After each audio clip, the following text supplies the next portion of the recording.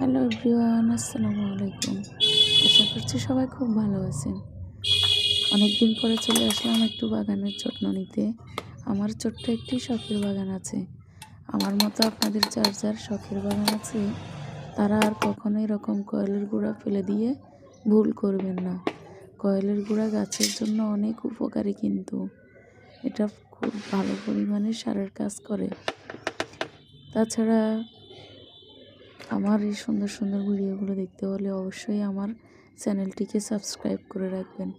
এখানে আমি সবসময় আমার রান্নাবান্না এবং আমার শখের বাগানের টপিকসগুলো তুলে ধরার চেষ্টা করব। আশা করছি সবাই সাবস্ক্রাইব করে পাশে থাকবেন। ইনশাল্লাহ আমিও সবার পাশে থাকব।